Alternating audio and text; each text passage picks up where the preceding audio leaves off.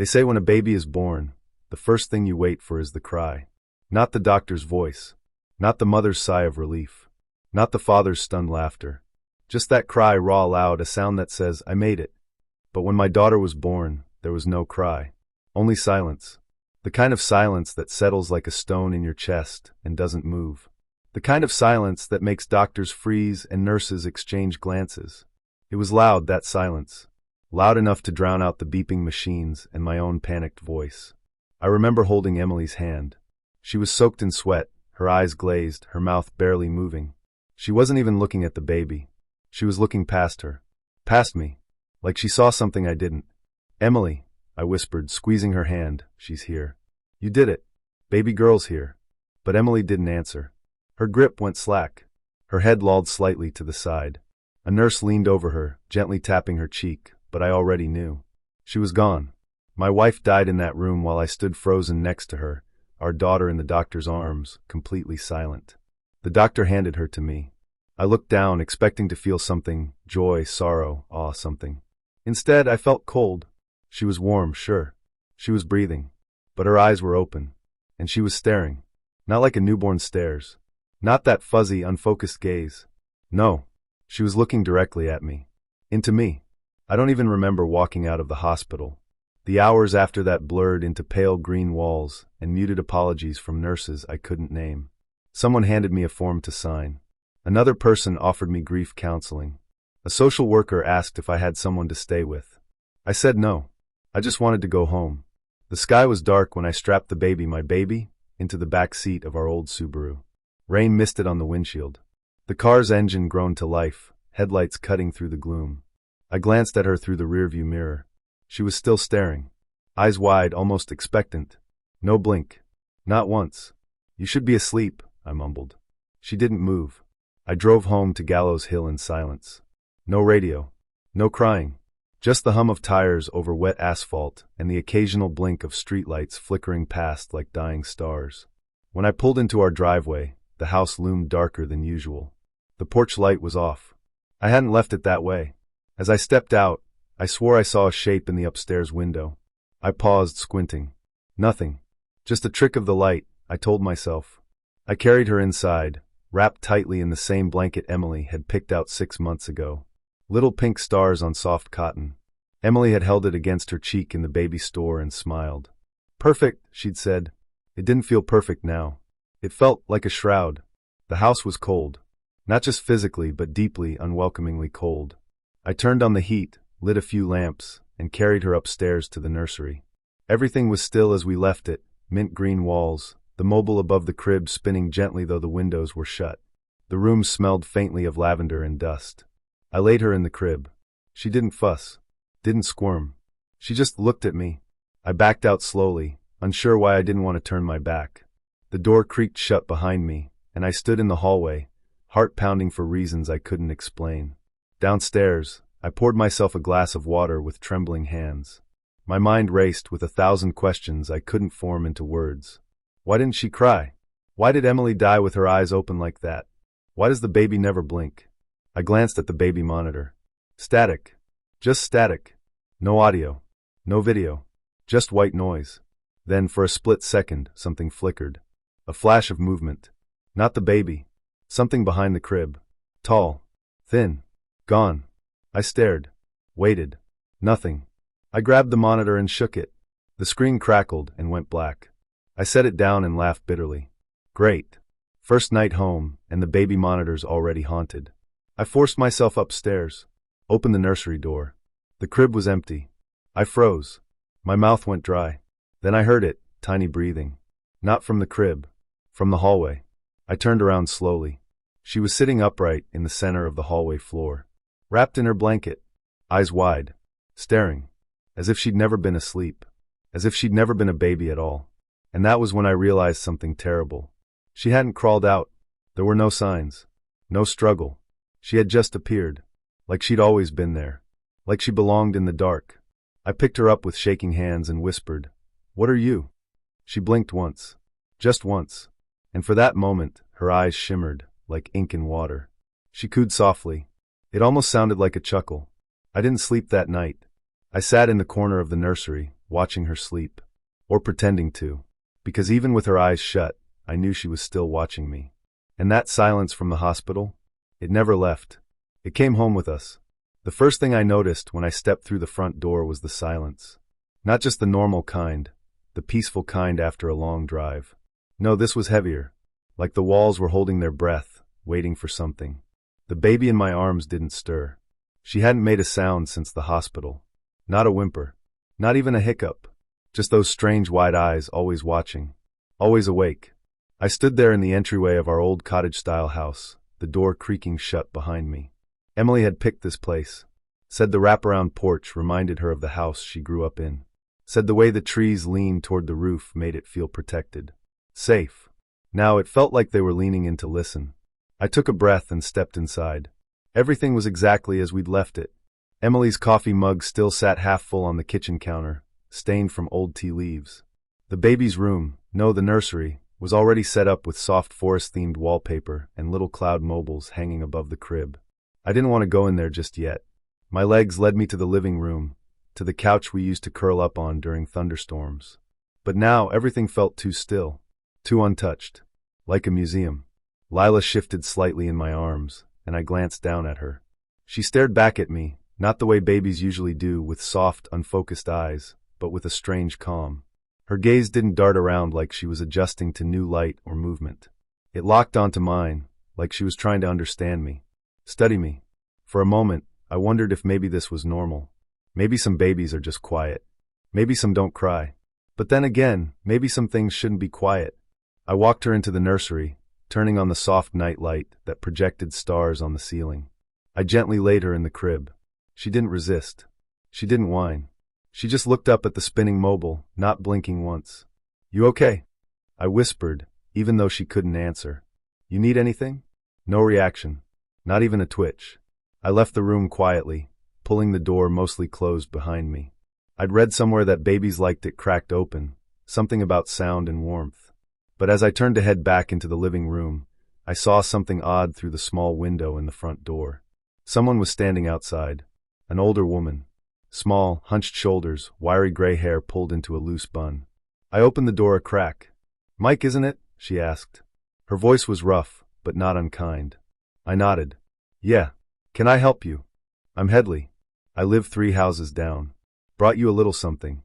She held out a casserole dish, wrapped in foil and steaming at the edges. "For strength. I heard about your wife." "I'm so sorry, dear." "Thank you," I said, not sure what else to offer. "That's kind of you." She didn't move. Just stood there, peering over my shoulder into the house. Her eyes narrowed toward the nursery door. "She's a quiet one," she said suddenly. I blinked. "You saw her?" She smiled, but it didn't reach her eyes. "Just now, through the window. She looks like one of them." My stomach tightened. "One of who?" Mrs. Headley chuckled awkwardly, shaking her head. "Oh, pay me no mind. I'm an old woman who talks too much. Just remember to let her sleep in the moonlight. Babies like the moon." Before I could ask what she meant, she turned and walked down the porch steps, her feet soft against the wood like she'd done it 1,000 times before. I stood there holding the warm casserole dish, listening as her footsteps faded into the quiet. When I finally shut the door, I locked it. That night, I tried to sleep, but every sound in the house seemed too loud. The wind scraped against the side of the house like fingernails. The pipes groaned even when no water was running. My ears strained for Lila's cries, but there was nothing. Just the hum of that damn nightlight and the whirring of the baby monitor on the nightstand. I must have drifted off at some point. But it wasn't restful. I dreamt of Emily, her pale face in the hospital, her mouth opening to speak but no sound coming out. Her eyes full of something regretful. Afraid. Then I heard it. A soft thump from down the hall. I jolted awake, heart pounding. I looked at the clock, 3:22 a.m. I listened. Another thump. Closer this time. I reached for the baby monitor, turning up the volume. Nothing. Just static. I pushed off the covers and crept into the hallway, the floorboards moaning under my weight. The nursery door was open. I know I left it mostly closed. And the crib was empty. I froze, the kind of fear creeping up my back that no logic could hold off. I stepped inside, scanning the room. The nightlight flickered slightly, casting shadows that danced along the wallpaper. Then I saw her. Lila was sitting in the hallway just outside the nursery. Upright. Perfectly balanced. Her back straight against the wall, her little hands resting in her lap like she'd been waiting. Waiting for me. I scooped her up without thinking, holding her tight to my chest. She didn't cry. Didn't react at all. Her heartbeat was steady. Too steady. Like a metronome. Like a clock ticking. I stood there for what felt like minutes, staring down the hall toward the living room. I thought I saw something move, just at the corner where the wall meets the ceiling. A flicker of blackness. A shape taller than any man. But when I blinked, it was gone. I went back to my room with her in my arms. I didn't sleep the rest of the night. Something is wrong. With the house. With the baby. With me. But mostly, I'm starting to believe that something else came home with us. And it's just getting started. I thought recording again might help. That's what I told myself. The microphone sat on my desk like it always had, right next to my old notepad and the half-empty mug of cold coffee I hadn't touched in hours. The room smelled stale, like grief and wood dust. The curtains were drawn, but I didn't need to see the sky to know it was cloudy. It had been like that for days. I set Lila down in her crib behind me. She didn't make a sound, just stared at the ceiling like she always did, eyes too wide, too still. I didn't know if babies could be haunted, but mine, she didn't blink enough. Didn't move like a real baby. She was silent, watching, always watching. I cleared my throat and hit record. Journal log day 5. I began, my voice rough. Emily's gone. The baby's here. Lila. She's strange. I paused and looked over my shoulder. Still staring. Not crying. Just there. She doesn't eat. Doesn't sleep much either. And when she does, she breathes like someone older. Heavier. Her chest barely rises, but the air comes out slow.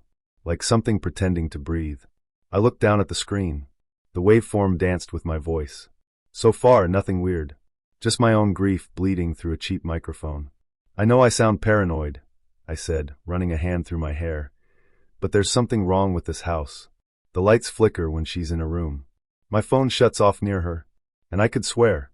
I heard her humming. I stopped recording. Saved the file. Stared at the timestamp for a long moment. Just over 2 minutes. Then I played it back. At first, it sounded fine. My voice, shaky but steady. And then, near the halfway point, the audio changed. A second voice began to bleed in behind mine. Soft, crackling, like wind moving through dead leaves. Whispering in a language I didn't recognize. The kind of whisper that doesn't come from lungs. My stomach dropped. I turned up the volume, listening closely. The voice, if you could call it that, seemed to echo like it was coming from the bottom of a deep, wet cave. It layered itself under my words. Following me. Mocking me. My heart started pounding. I yanked the headphones off and spun my chair around to check on Lila. Still in the crib. Still staring at the ceiling. I stood and walked over to her, leaning close. Her tiny chest moved up, down. Up, down. Normal, right? Then I noticed her lips. Moving. Not sucking. Not crying. Just shaping words. No sound came out. Just the soft, wet movement of her mouth, slowly forming syllables. I stepped back, my foot catching the edge of the rug. I nearly fell. My breath hitched. I didn't know what to say, so I whispered her name. Lila? She blinked once, looked straight at me, and smiled. That was the first time she smiled. But it wasn't a baby's smile. It was something else. Later that night, I sent the audio to an old friend of mine, Jared, a sound engineer I used to work with back in Chicago. He knew how to isolate tracks and decode background noise. I didn't tell him what I thought it was. Just asked him to clean it up. An hour later, he called me back. Mike, he said, voice low. What the hell is this? What do you mean? There's something under your voice. It's not a glitch. It's real. I filtered it, boosted it, slowed it down. And, he hesitated. It's language. Enochian. I had to dig into some old occult forums to even match the structure. Man, I don't mess with this stuff, but that's not white noise. Someone or something is speaking. I swallowed. My mouth was dry. What did it say? It's not a direct translation, Jared muttered. But the closest I got was the gate is opened. The vessel is warm. I didn't know what to say. My hands were shaking. The phone felt heavier. Jared continued, quieter now, like he didn't want to be overheard. Mike, do you still have the baby monitor? Yeah. You might want to stop using it. Why? Because if this thing is real, it's already listening. I didn't sleep that night. Not because of what Jared said, but because at 3:33 a.m., I heard it again. That same voice, rasping, wet, ancient, humming the lullaby Emily used to sing. But it wasn't coming from the monitor. It was coming from Lila's crib. And her lips weren't moving this time. They were sealed shut. I don't know what made me go back to the hospital. Maybe it was the way Lila looked at me that morning, wide-eyed and still, like she could see through my skin. Maybe it was the scratching I heard in the walls again last night. Or maybe I was just tired of feeling like a ghost in my own home, pacing back and forth with a baby that didn't behave like a baby at all. The hospital was colder than I remembered. I parked out back, away from the front entrance, near the old ambulance bay. The rusted emergency doors hadn't been used in years. The paint on the walls was peeling. It looked less like a place where life began, and more like somewhere it ended. I walked the long hallway to the records office. The lights flickered, humming like they were angry to still be alive. I passed by the maternity wing, room 206. Emily's room. My feet stopped without me telling them to. The door was shut. It hadn't been that way the last time I was here. I'd left it open, wide open, because I couldn't bear the thought of closing the place where she took her last breath. Someone had shut it. I stepped closer and placed my hand on the handle. It felt warm. No hot. I snatched my hand away. "Sir?" A voice broke the silence. I turned. It was the night nurse. Thin, gray hair pulled into a tight bun, wrinkles like cracked riverbeds around her eyes. I remembered her from the night Emily died. She'd been the only one who didn't look away when I screamed. "Mike Hargrove," I said. "Do you remember me?" She didn't blink. "I remember. You should go." "There's something wrong with my daughter," I said. Her lips twitched. "That's not your daughter." I felt the air leave my chest. "What do you mean?" She looked around, then leaned close. Her breath smelled like dust. "The priest tried to warn them. Nobody listened." "What priest?" Her eyes darted toward the hallway that led to the chapel. "Father Alvarez. He used to bless the newborns before discharge. Said it was tradition. Then one day he just stopped showing up." I followed her gaze. The hallway lights buzzed overhead, dim and flickering. They said he lost his mind. Talked about demons. Blood rituals. The veiled ones. Her voice dropped lower. "But he told me something before he left. He said a child would come. One born with silence. And if it wasn't bound by the seventh sunrise, the gate would open." I wanted to believe she was insane. That grief had broken something inside me, and I was just projecting it onto strangers. But deep down, I knew something had come through that night. Something other. "Where can I find him?" I asked. She hesitated, then reached into her pocket and pulled out a scrap of yellowed paper. "This is the last address I had for him. It's an old house at the edge of the woods, near Crow's Hollow." "Why are you helping me?" "Because I delivered your daughter," she said, almost in a whisper. "And that thing you took home wasn't her." I took the paper and turned to go. But before I reached the end of the hall, she called out, "Mr. Hargrove?" I stopped. "Whatever you think you're going to find, don't stay past sunset. He doesn't like the dark." I drove for over an hour through winding forest roads, the trees thick like they were trying to keep the sun out. Clouds rolled overhead like slow-moving bruises. The GPS stopped working miles before I reached the edge of town. Crows followed the car, dozens of them, hopping from branch to branch, watching. I found the house at the end of an overgrown gravel path. It was a 2-story farmhouse, gray and rotting, wrapped in barbed wire and hanging crucifixes. Bones, animal I hoped, were tied with red string and nailed to the front door. I stood there for a full minute, trying to decide if I should knock or run. The door creaked open before I made a choice. An old man stood there. Hollow cheeks, white beard, eyes that had seen too much. He wore a long black coat, tattered and soaked from the mist. He didn't speak, just stared. "Father Alvarez?" I asked. He nodded slowly. "My name is Mike Hargrove. I need to talk to you about my daughter. About what happened the night she was born." "You're already too late," he said, voice dry like paper. "But come in." I stepped inside. The smell hit me first, old incense, burned herbs, something metallic beneath it all. The walls were covered in drawings, circles, runes, faces with no eyes. A fire burned low in the hearth, even though the air inside was freezing. "She doesn't belong here," I said. "The baby. She doesn't eat. Doesn't cry. She watches the shadows. And I think my real daughter is still somewhere. I think something took her place." Alvarez sat down across from me and stared into the fire. "They've done this before," he said. "The hollow star seeks a vessel. The closer the mother is to death, the easier the entry. It needs the blood to be spilled in the birth room. Needs grief, confusion, silence." "Why Emily?" Why us? Because you were already broken, he said. The best vessels come from shattered glass. My fists clenched. Tell me how to fix it. You can't fix it, Alvarez whispered. But you might delay it. You have 3 days left. When the 7th sunrise passes, the demon will root itself in her flesh. And then she'll never be your daughter again. She'll become his. Whose? Alvarez's voice dropped to a rasp. The hollow star. The flames crackled louder. I noticed a figure painted in red on the back wall, a massive, horned being with wings made of eyes. Beneath it, in shaky handwriting, were the words, "The veil tears in silence." I stood up. Tell me what to do. Alvarez looked up at me, those dead, glassy eyes suddenly alive with urgency. You must find the birthmark.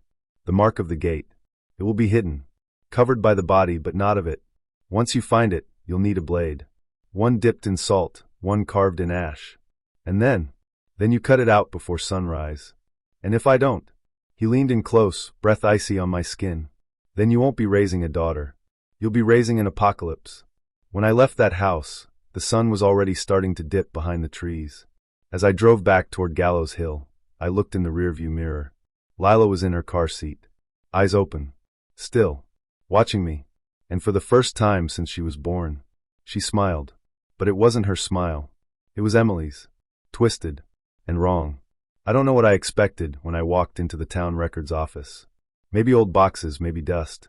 But what I found was worse, emptiness. Just shelves that had once been filled, now nearly bare. Some documents were left behind, chewed up by mice or time. But there were gaps.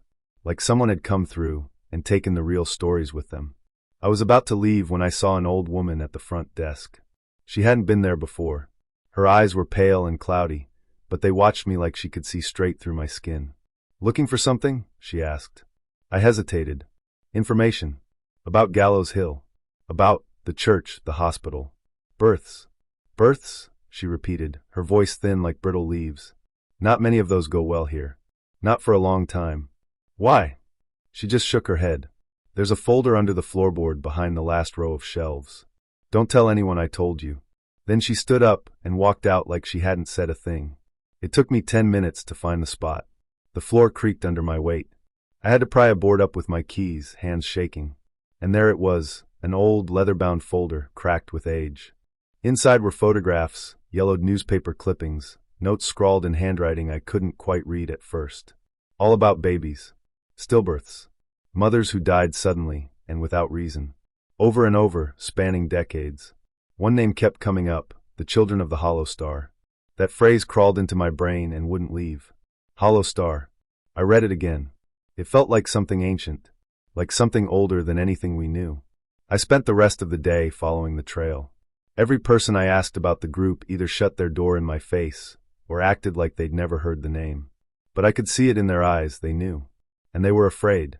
I ended up back at the abandoned church just before sunset. The doors groaned as I pushed them open. Inside, the air was thick with the smell of mold and wet stone. The stained glass windows had long since shattered, leaving only jagged, colorless edges. The altar was broken in two. Beneath it, there was a trapdoor I hadn't noticed before. I stared at it for a long time. I didn't want to open it. I opened it anyway. The ladder led down into a chamber colder than the night. The air was still, too still, like even time didn't want to breathe down there. The floor was lined with chalk symbols, some I recognized from Alvarez's journal, others I didn't.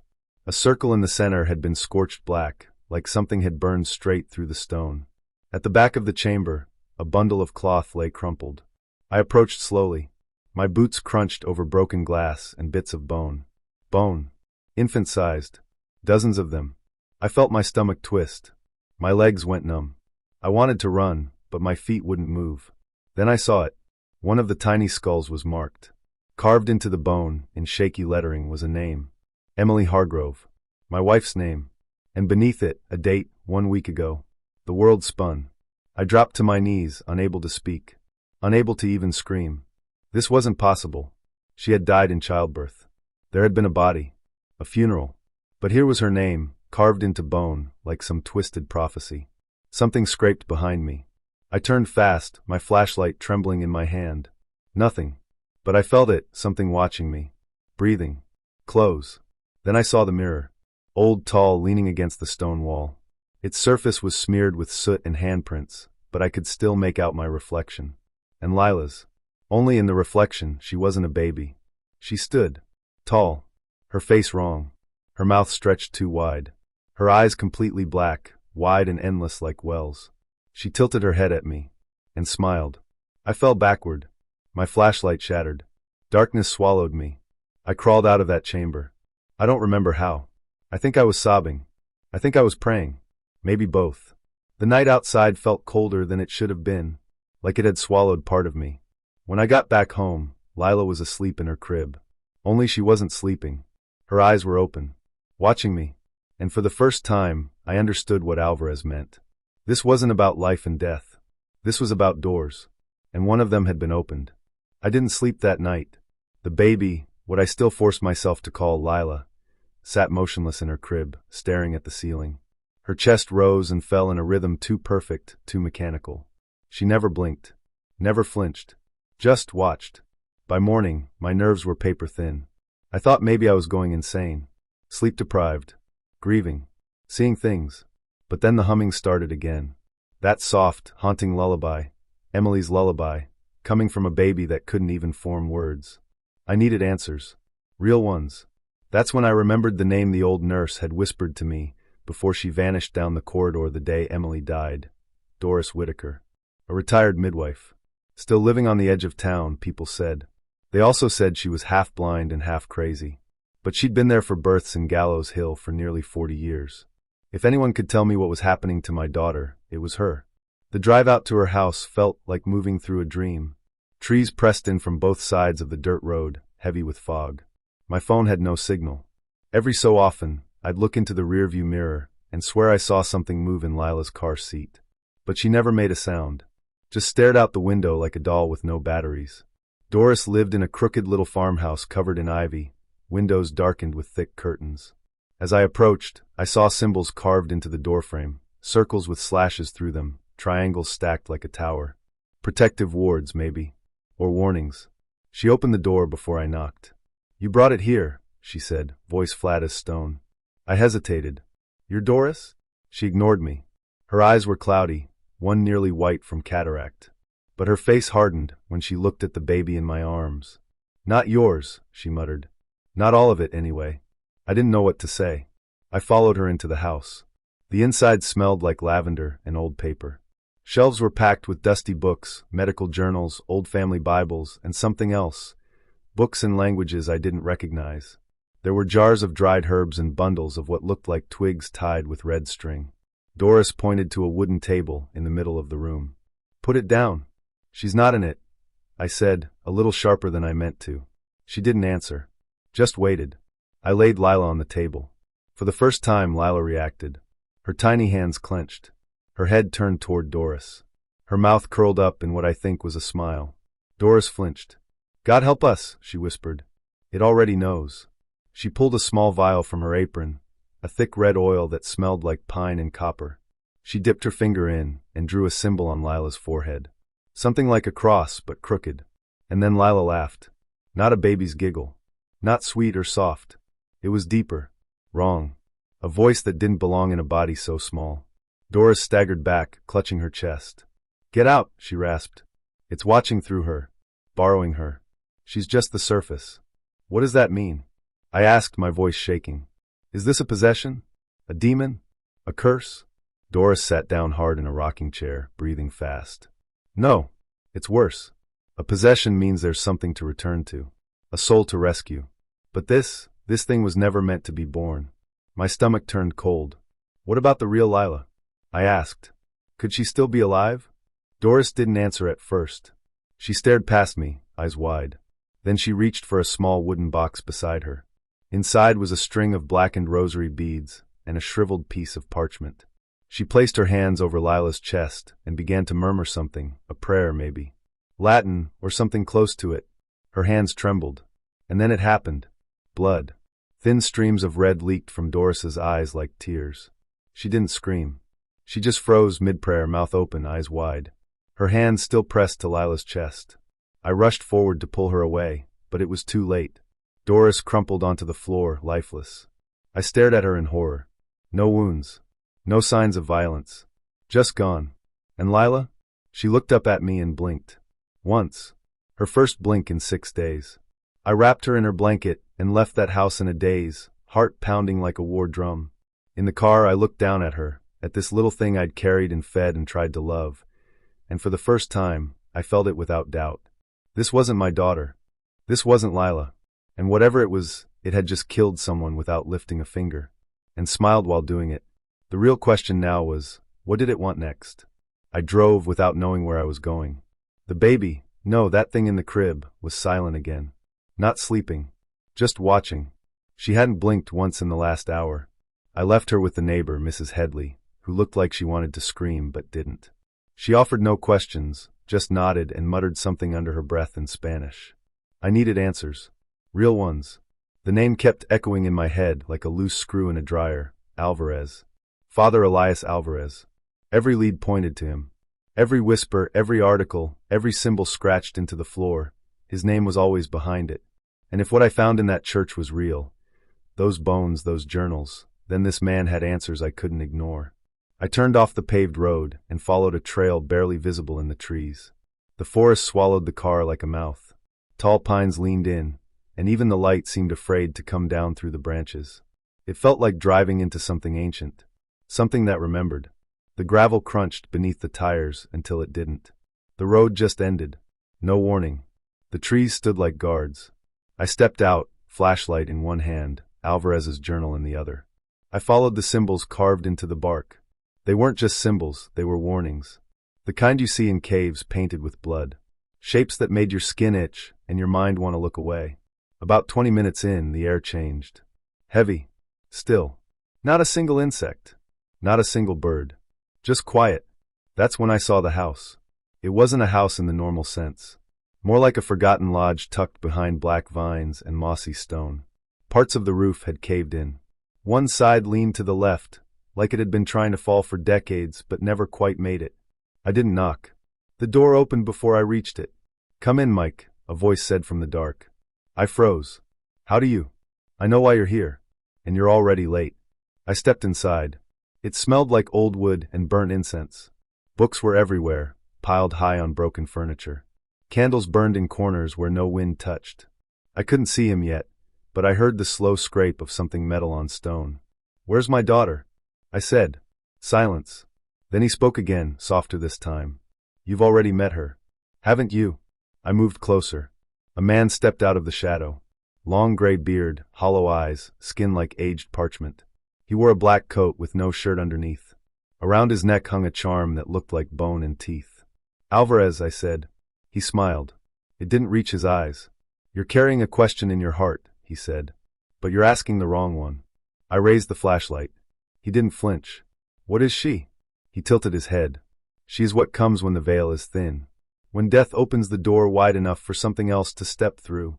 My mouth felt dry. "My wife died during childbirth," I said, voice shaking. "But I don't think my daughter came out of that room. Not really. Not her. She was born," Alvarez said. "But so was something else. The child is a door. A vessel. That's all infants are, Mike. Empty halls waiting to be filled." My hand curled into a fist. I wanted to punch him, hurt him something. But he just stood there like stone. "You knew this would happen. You made it happen." He nodded slowly. I opened the door.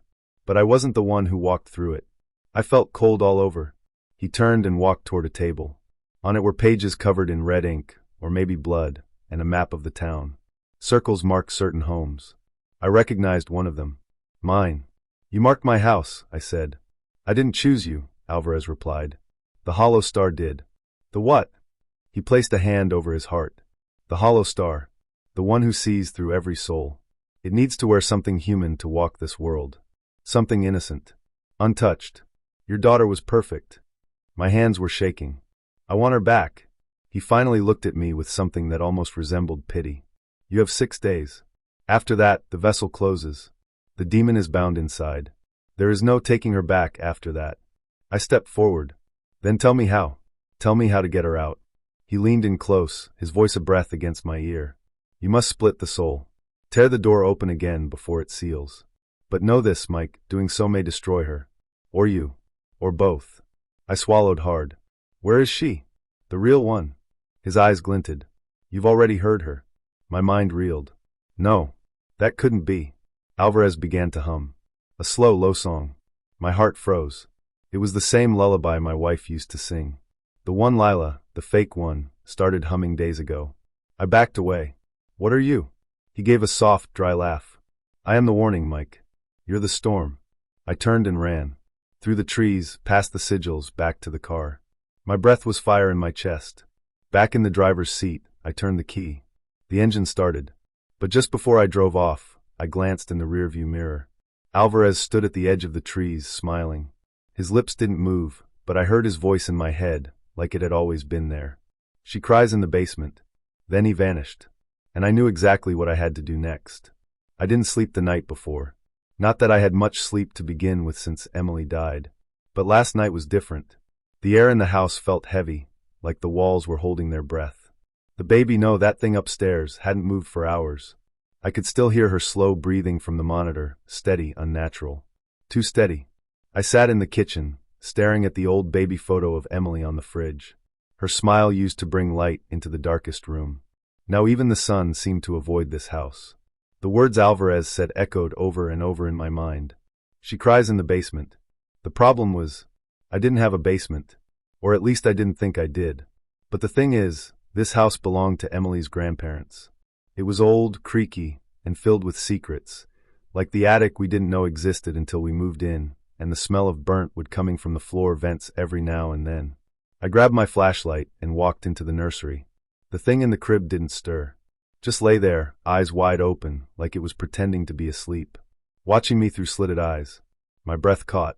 I waited for a sound, any sign, but nothing came. I looked around the room slowly. Then, for no real reason at all, I dropped to my knees and pressed my ear to the wooden floor. Silence. And then something. A faint, muffled sound. A whimper. No, not a whimper. A cry. The blood drained from my face. I pressed harder, straining my ears. There it was again. A baby. A real baby. Coming from under the floor. I tore up the carpet without thinking. My fingers scraped against old nails and splinters as I pulled it back. There, hidden beneath a square of dusty floorboards, was something I'd never noticed before. A faint outline, just slightly off color, just enough to look like any other board. A trapdoor. My hands trembled as I pried it open. It creaked like something out of a horror film. The kind of sound that usually comes before something terrible happens. Cold air rushed up from the dark space below, and with it came the smell of damp soil and mold. And something else. Something metallic. Blood? I shined my flashlight into the hole. Wooden steps led down into darkness. And the crying, it was louder now. A newborn's cry. Raw. Real. Not the silence I'd lived with for the past 7 days. I climbed down. Every step felt like it might snap under my weight. The air got colder the deeper I went. My flashlight flickered as though the batteries were already dying, though I had just replaced them that morning. At the bottom was a stone floor, cold and wet beneath my bare feet. The walls were made of ancient brick, like something from a medieval dungeon. This wasn't a basement. This was older. Buried. Forgotten. The crying echoed off the walls. I followed it, my heart pounding in my ears, until I reached the center of the room. There she was. A small bundle wrapped in a pink hospital blanket, lying on a slab of stone. I rushed forward and scooped her up without even thinking. She was warm. Her skin was soft. She screamed into my chest with the voice of life, hoarse, needy, human. Tears spilled from my eyes as I held her. I didn't even need to look twice. It was her. My daughter. My real daughter. Not the thing upstairs. My hands shook as I checked her hospital tag. Her name, Lila Hargrove. The same name I gave her. The tag I remembered seeing in the hospital. But the weight of her now, it felt right. Like all this time, I'd been holding a stranger. I don't know how long I stood there, crying with her, whispering, "Daddy's here. I've got you. I've got you." But then, behind me, I heard it. A voice. Small. Familiar. Wrong. "Daddy?" I froze. The voice came from above. From the nursery. It wasn't a question. It was a statement. A claiming. I turned slowly and looked up at the trapdoor, still open, light spilling down like a spotlight on a stage. Footsteps creaked above. Slow. Careful. Deliberate. Then the sound of something descending. The thing that had been in the crib was coming for us. The crying in my arms grew louder, more panicked. She knew. Somehow she knew. I held her tighter, backing into the shadows, trying to quiet my breath. As the steps groaned and the light above flickered, I whispered over and over, "You're real. You're mine. I won't let her take you. I won't let it take you." But even then, even as I cradled my daughter, I knew the truth. It wasn't done. Not by a long shot. It was the 7th day. 7 days since Emily died screaming in that hospital room. 7 days since I brought something home that wore my daughter's skin.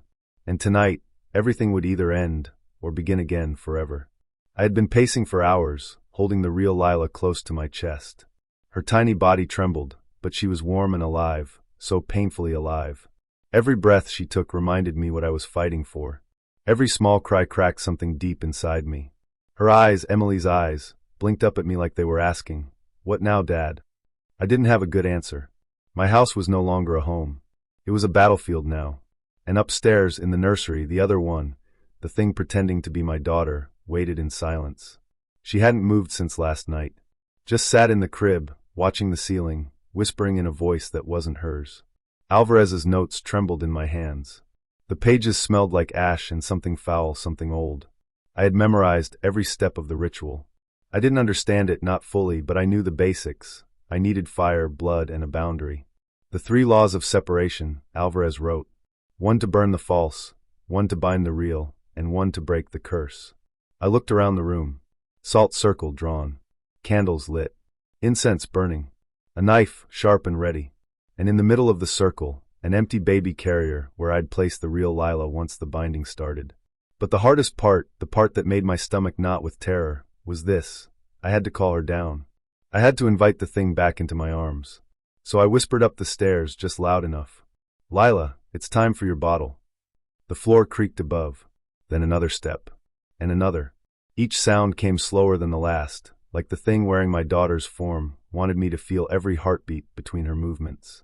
The nursery door opened with a long groan. Then silence. Then tiny footsteps. She came into the room, holding her arms out like any baby would. But her eyes, they weren't human. Not tonight. They were deep, bottomless black. Like 2 pieces of coal pulled from hell's furnace. She smiled at me. I nearly vomited. I forced myself to kneel. "Come here, baby girl." She walked into the circle without hesitation. Of course she did. She thought she'd won. I took the real Lila and placed her gently in the carrier behind me, outside the circle's reach. I looked back at the imposter. Her smile faded. She tilted her head. "You brought her back," the thing said in a voice layered with static. I froze. It spoke again, but this time it wasn't Lila's voice. It was Emily's. "Michael, do you really think you can cast me out?" My fingers gripped the knife. "I don't have to think. I just have to try." I sliced my palm and let the blood fall into the salt. The candles flared. The floor shook. The shadows along the walls stretched like claws trying to grab me. The imposter began to scream, a sound no living thing could make. High-pitched, layered with growls and sobs and thunder. The ritual had begun. I chanted the words Alvarez had written. Each syllable burned my throat. My vision blurred. Blood poured from my nose. The false Lila started to melt. Her skin bubbled like wax, her face twisting between infant and demon, between mother and monster. "Stop!" she shrieked. "She is not yours. She's not yours either," I shouted, standing tall inside the circle. "You don't belong here." She rushed me, her hands now claws, her mouth too wide, too sharp. But the circle held. She slammed into the barrier, screaming louder, smoke rising from her skin. I finished the chant. The room exploded with light, blinding white light, like lightning in my skull. The false Lila fell back, writhing. She began to shrink, to fold in on herself like crumpled paper set on fire. As she burned, she whispered one last thing. "She will dream of me, and when she does, I will return." Then she was gone. Ash fell around me like snow. The candles went out. The silence afterward was heavier than any scream. I turned to the real Lila. She was crying now, just a baby's cry. No echoes. No growls. No shadows. I scooped her up, pressed her to my chest, and wept harder than I ever had in my life. I had saved her. But as I held her close and felt her tiny heartbeat against mine, a question settled into my mind like a cold stone. What if I didn't cast it out? What if I just set it free? And what if it's still waiting? The wind was howling outside like it knew what I was about to do. The trees around the house bent and twisted, their branches clawing against the windows like they wanted in. Thunder rolled low in the distance, rumbling like a warning I was too far past to heed. I held my real daughter in one arm, warm, soft, and crying. I had wrapped her in a towel and carried her up from that cold stone cellar beneath the house. My other hand held a notebook, Alvarez's torn, blood-stained ritual notes, written in shaky Latin and English. The thing that wore Lila's face, it was waiting upstairs. The moment I stepped into the nursery, I knew the real fight had begun. The air was thick, too thick, like trying to breathe underwater. My chest burned with every breath. And there she was, sitting in the crib. Perfect. Smiling. "Daddy," she said. Her voice was smooth, but too sharp, like a knife hidden in velvet. "You found her. That was clever." I said nothing. My knees wanted to give out, but I stayed upright. I placed the baby, the real Lila, into the circle I had drawn in the middle of the room, the salt and black candles flickering wildly, as if something invisible was pacing around us. The fake Lila tilted her head. "Why do you look so sad, Mike? We could have been happy." "You're not her," I whispered. She laughed, and it echoed wrong. The sound stretched, like a voice bouncing off miles of tunnels underground. "You think a few words from an old priest will undo what's already inside you," she said, climbing out of the crib without moving her legs. She floated. Her feet dragged across the floor like her bones didn't care to pretend anymore. I began chanting. It was clumsy, the Latin rough in my mouth, like chewing on glass. The ritual was short but precise. Alvarez had told me I needed blood, my own, and a fire born from the ashes of a cursed object. I had burned Emily's wedding dress earlier that night. The fire pit in the middle of the nursery smoldered with white smoke. She moved closer. The fake child's skin started to shift. Her cheeks sagged. Her hair coiled and turned gray. Her eyes, once bright blue, became bottomless black. "You should have let me stay," she said. I pulled the knife from my belt and slashed my palm. Blood spilled onto the floor, into the circle. The real Lila wailed. The circle flared to life, glowing red, casting shadows that moved on their own. The air grew hotter. The floor trembled. The house moaned. "I loved her," I said through clenched teeth. "And you used her to get here." "She invited me," the thing said. "No, she didn't." The final chant broke from my lips in one long scream. Latin, English, prayers, curses. I didn't know what I was saying anymore. Only that I had to keep going. For her. For Emily. For Lila. The fake child opened her mouth. Wider. Wider than any human could. Her scream shattered the windows. Blood poured from my ears. My nose. She floated upward, spinning, the ceiling cracking above her. Then came the fire. It wasn't normal fire. It had no color. Just heat. Blinding, choking, ripping through the air with the sound of 1,000 voices all screaming at once. It surrounded the creature. She turned to me, half her face melted, and whispered, "She'll never be all yours." Then she was gone. The fire vanished, sucked back into the floor like it had never been there. The house creaked. The lights flickered. The candles blew out all at once. Silence. For a long second, I didn't move. Then the real Lila cried. I collapsed beside her, scooping her up with shaking arms, pressing her to my chest. She was warm. Alive. Real. I whispered again and again, "It's over. It's over." But in the deepest part of me, I wasn't so sure. Because somewhere in the ashes, something had laughed. And I knew. I'd only closed one door. There were still others. Waiting to open. It's been 3 weeks since the fire. 3 weeks since I carried Lila, my real daughter, through the collapsing doorway of a house that should never have stood. The flames ate away the nursery. The old floorboards, soaked in old blood and secrets, gave one last groan as we left them behind. I didn't look back. I couldn't. Not because I didn't want to, but because I was afraid I'd see her standing there. Not Lila. It. The one that came home with me first. We live in a new town now. Small place, middle of nowhere. People smile when they walk past you. The supermarket plays soft music. There are no symbols carved into the trees here. The local hospital has bright walls, and the nurses ask if I'm sleeping okay. I always say yes. I lie. Because every night, Lila cries at exactly 3:33 a.m. Not 3:32. Not 3:34. It started the night we arrived here. I remember checking the time on my phone. I remember sitting up in bed like someone had slapped me across the face. I ran into her room, heart hammering, expecting the worst. But there she was, tiny, red-faced, just crying like any other baby. Except it was that time. Every single night. Without fail. I told myself it was just a phase. Babies wake up. They cry. Maybe your little body remembers the trauma of what happened. Maybe I do too. Maybe that's why I don't sleep much. But it's not just the crying. It's the way the room smells different after she stops. Like burnt wood and cold ash. Like the hallway of our old house the night the power went out. And the shadows in her room. Sometimes they stretch the wrong way, even when the moonlight doesn't change. One night, I walked in and saw her staring at the closet door. Just watching it. When I turned to look at it myself, nothing was there. But when I turned back, her eyes had shifted, so much older than they should be. Like someone was staring out from behind them. She blinked. And it was gone. Sometimes I wonder if the ritual worked. If I really pulled it out of her. If the hollow star burned away, shrieked into the void, or if it just changed. I'm careful now. I sleep with the baby monitor volume turned all the way up. I started journaling everything she does, like a scientist watching an experiment. When she first smiled, I wrote it down. When she started following objects with her eyes, I made a note. When she laughed in her sleep, I cried for an hour. Because the laugh wasn't hers. It sounded like Emily. I haven't told anyone. Who could I tell? Who would believe me? They'd think the grief made me see things. That the loss, the trauma, the sleepless nights broke me. And maybe they're right. Maybe it did. But that doesn't explain what happened last night. It was 3:33 again. I'd been lying awake, staring at the ceiling, counting the seconds. I knew it was coming. Like always, the crying started on cue. But this time it was different. This time, I heard something else. Breathing. From the monitor. Not soft baby breaths. Not coos or hiccups. It was slower. Heavier. Wet. Like someone much larger was crouched next to her crib. Breathing in time with her. As if watching. As if mimicking. I froze. My chest felt like it had locked shut. Every instinct told me to run in there, scoop her up, protect her like a father should. But I couldn't move. I couldn't even blink.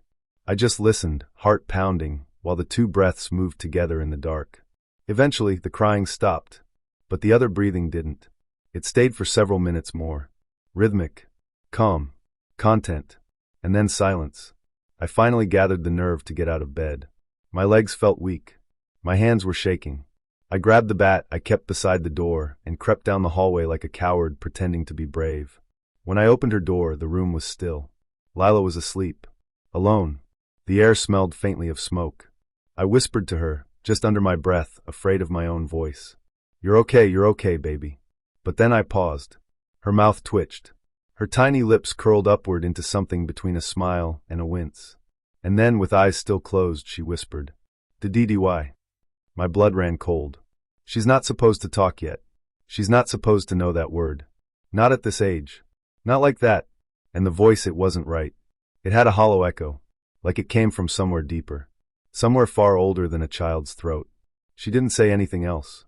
I backed away from the crib. I closed the door gently, slowly.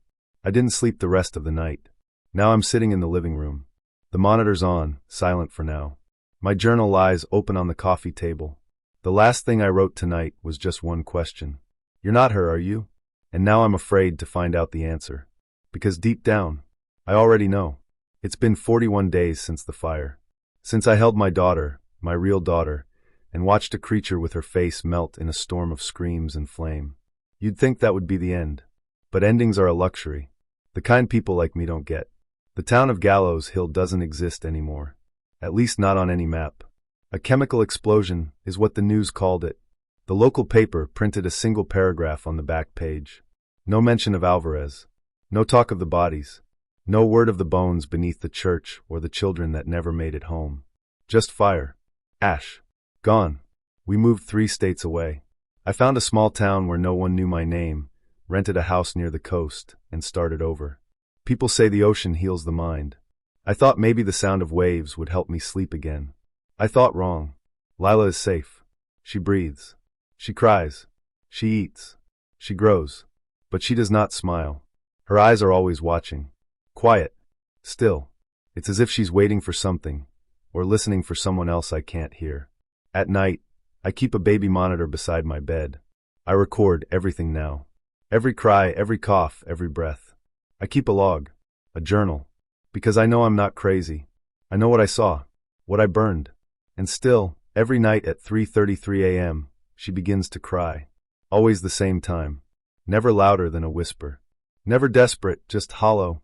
Last night, I heard it again. 2 breaths. One soft and light, Lila. The other deeper. Heavier. Wet. I didn't go to her room. I couldn't. I sat in bed, holding the monitor, shaking, replaying the audio again and again. I turned up the volume until the speaker cracked. The second breath came just after her cry stopped. And then a voice. Faint. It said my name. Not Daddy. Not Mike. It said Michael. Like my wife used to say it when she was angry. Like Alvarez said it, right before the flames took him. I didn't sleep after that. This morning, I did something stupid. I went back. I left Lila with the neighbor, told her I had to take care of something in my past. She smiled politely, like people do when they don't understand what you're carrying. I drove back to where Gallows Hill used to be. The road was blocked by a rusted sign that said closed, private property. I parked in the woods and walked. What used to be the town is now a flat, scorched clearing. Charcoal trees. Melted fence posts. Even the church ruins are gone. As if the ground swallowed it whole. But something was waiting for me there. Half buried in soot and gravel. Emily's wedding ring. It was lying in the center of the field, as if someone placed it gently on the ash. No signs of disturbance around it. No footprints. No animals. I picked it up. It was warm. Not from the sun. There was no sun that day. Only clouds. Heavy and gray. Just holding it made my fingers ache. The kind of ache you feel in dreams right before the monster grabs you. I left quickly. Got back in the car. Drove faster than I should have. And when I got home, I found Lila sitting on the living room floor, staring at the wall. The babysitter was asleep on the couch. Deep, unmoving sleep. I knelt beside Lila and showed her the ring. Do you remember this? I asked softly. She turned to me, slowly, and smiled. Her first smile. It should have warmed my heart. It should have made me cry from joy. But it didn't. Because when she opened her mouth to smile, I saw something behind her teeth. Something black. Something moving. That night, as I listened to the monitor from my bed, I heard the static shift again. No crying this time. No breathing. Only one word. Soft. Sweet. Spoken in my wife's voice. It said, return. And I knew then, whatever came home with me that day, isn't done. Not yet.